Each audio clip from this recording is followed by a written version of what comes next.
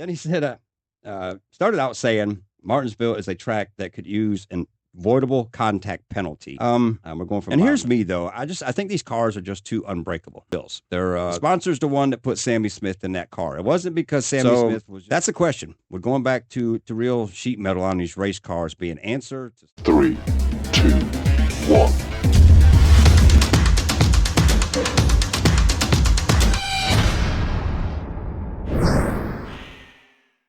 What's up, everyone? Hope everybody out there is off to an amazing weekend. Martinsville weekend. We've got to talk about this Xfinity race. Obviously, everybody in the whole damn world, at least the racing community, is talking about it. And this was with Taylor Gray and Sammy Smith. And today I want to take a look at some of the things that some of the Cup drivers were saying about this, some of the other drivers, retired drivers, and Denny Hamlin. And I want to take a look at this right quick here. This was Denny over there at Martinsville. And it's interesting because we're going to get to a point with this here shortly with all of this. But yeah, this was the last lap incident where Sammy Smith basically just sent Taylor Gray for a ride. And let's take a look at this this final lap right here. Sammy Smith is there. Justin Allgaier is there. Oh! Will there be contact? There is. There goes Gray. Here comes Allgaier. Austin Hill out of nowhere. It's going to win. Oh, my in goodness. Martinsville. Do you believe that? Now, obviously, a very intentional situation right there. The thing I don't like about this so much is that he hit him so hard. You know, you crinkled the whole front of the car. You can see the hood buckle up like that. That's a pretty damn, that's a hard hit. That's you're definitely trying to knock him the hell out of the way. I mean, just trying to move him a little bit. You're trying to dump him. And the interesting part is even in his post-race interview, he said it. Sammy, there's been a lot of questions on that final move you made on Taylor Gray, whether or not it was egregious. Do you think it was fair or foul? I mean, absolutely it was egregious. I mean, yeah, I'm not proud of that, but I'm. So now it's going to be interesting to see what NASCAR does with this. Obviously, this was an intentional situation. We've seen them do some things with intentional wrecks in the past, so it's going to be interesting to see what they do with this one. Obviously, a lot of people are going back talking about Austin Dillon with his situation of punting people, but it was different because he won the race. So we're going to see what happens with all that. But to set this up, we got to go back to the previous restarts here. And if you take a look at this one, you know, Taylor Gray's out there, Sammy Smith moving him up the racetrack, which, you know, really nothing really bad about that. But obviously it was enough that it got Taylor where he was going to do the same thing, because as they lined up again for another restart, Taylor was in second. He could have went to the outside and run the outside groove, trying to race him that way, but he chose to go to the inside. And that set it up for another going into turn one situation where he moved Sammy up a little bit. And as everybody said, probably not as much as what Sammy did to him, but it was enough to set it up for that last lap crash. And that's when all hell broke loose from there on out. And man, it set up the argument. And if you take a look at this, you know, they're kind of going at it here a little bit, and choice of words and things of that nature, but still, you know, no fist being thrown, nothing like that. So now does it carry over to the next race? We don't know. Obviously, some bad blood there, though. And what's interesting to me, too, was Sammy said he was so pissed about this because the Taylor was flipping him off during the red flag and everything like that. And that, to me, that's something you can handle outside of the race car. It's not a situation where you just go out there and crumple up your car and a bunch of other people's race cars to settle this. You can see this guy outside the racetrack. You know, you can see him after the race. Obviously, people keep that kind of to a minimum with situations, especially with the NASCAR officials and everything. But still, it's no reason to go out there and just crumple people because you got flipped off. So that wasn't the coolest head move to do with that. And in the situation, a lot of other people, you know, a lot of other cars got tore up, and it's costly for all the team owners out there who got caught up in this melee. And the sad part about this was Junior Motorsports was going to have a second and third place finish, but Sammy Smith said he wasn't taking second place.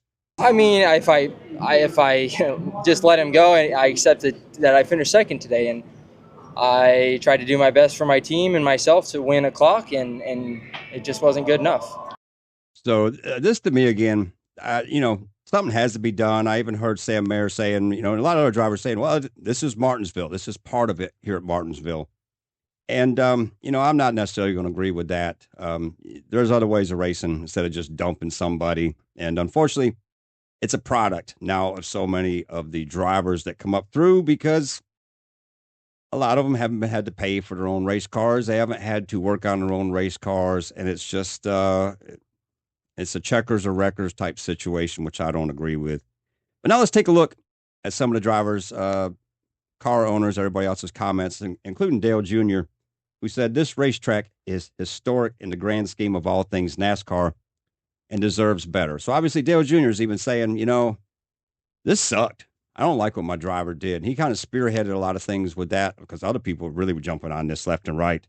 And I could sit here for an hour and just post comments that people had calling Sammy Smith out. And I like this one right here from Jeff Burton that Dale Jr. reposted. It said, some of these guys needed to have the experience of racing with Jack Ingram and Tommy Ellis. And that to me, that goes back to, drivers had respect back then. And if you rattled somebody like that, you were going to get it back. And these guys were men, they would take care of things outside of the race car if they needed to. So people didn't do the same things with them. And unfortunately, it's not the way it is today for so many of these young drivers coming up through with all this damn money and a lack of respect. So that's interesting there. But now I want to get over here to Denny Hamlin because I found this interesting. Because Denny said, started out saying Martinsville is a track that could use an avoidable contact penalty. We're going from bottom to top here. And we're going to get back to that in a second. But they said, called it absolute garbage. And then at the end said, God, I wish I were in a booth. I'd get fired, but I damn sure would call these idiots out. Now, this is interesting again. Because let's take a look back at this right here at Martinsville and the situation right here. Because Denny, to me, this opens up a different gate right here of what is avoidable contact. Because avoidable contact means to me that you could try going around somebody and race them instead of getting into them. And would you call Denny's move there on Chase Elliott avoidable? Was that just racing? What was that? I got to look at it as he was moving them out of the way. Obviously, that's been a part of sport for a long time. But again, if you open up this box right here about avoidable contact with a penalty, I don't know where the limits are.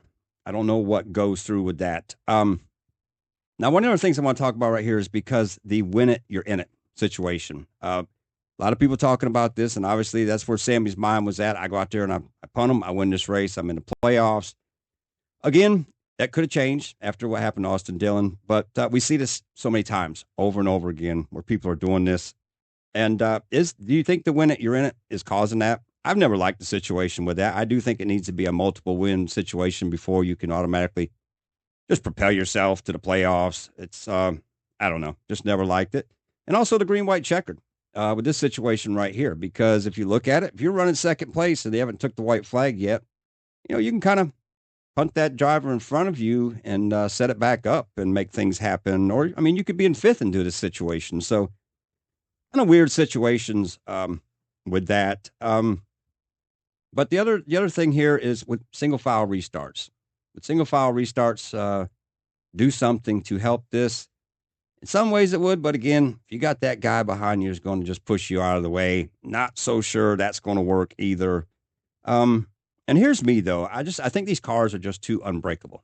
They're just too.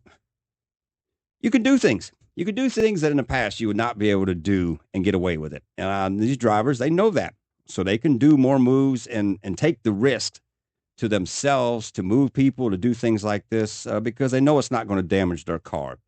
So that's the question. We're going back to real sheet metal on these race cars being an answer to stop a lot of these things like this. Obviously, that would be really expensive for the car owners. So I'm not sure any car owners would be on board with this. Not only for changing bodies over, but just for the factor of these cars really don't get damaged that much unless it's a really hard hit on bigger tracks. So interesting to think about that with what happens. And I've heard a lot of people saying to Junior, he's your driver. You be the guy. If NASCAR doesn't do something about it, you park them. You take them out of the seat. And this is the thing. That cannot happen because the sponsors are paying the bills. The sponsor's the one that put Sammy Smith in that car. It wasn't because Sammy Smith was just setting the world on fire as a race car driver and Junior was just out there chomping at the bit, wanting them in that seat. It's sponsorship money that puts these guys in the seats. So Junior's got to accommodate them by having them in that car because that's who they got their money behind. And if you know the Sammy Smith connection with all of his sponsors, there's a lot of history right there. So they're not going to take them out of the car at all. But man, it just brings me to, I wish the drivers just earned their rights to be in these cars these days. And obviously this will never happen. But when you had drivers who actually had to work on their own race cars and repair things and came up through working on their own race cars, they appreciated them more. They would take care of them better and not go out there and just destroy somebody's equipment in so many ways. Because you got to look at this again. Junior Motorsports was second and third. That was pretty much a guaranteed deal for them, and they didn't come away with that. And I've heard people blaming Justin Allgaier for coming in there hot, but I don't blame him one bit. I don't blame Austin Hill for the way he come through. I've heard people say, "Oh, he was up on the curb." Well, hell yeah, they're wrecking in front of them. There's a lane open, so you're going to go in there to get the win. You're just not just running in there and knocking the hell out of somebody to move them out of the way. So interesting things with that. But as always, I want your comments down below. What do you think is the answers here? Obviously, a lot of people have been talking about this, but I want this on my thread right here. I want to have a great conversation because that's what I like to do is talk racing with you. So what do you think? Let's put these comments down here. Let's have a good civil conversation about this. What's your opinions on the answer? And let's hope we have a good conversation with this. Anyways, hope you're having a great weekend out there as always, and we'll see you at the checkered flag.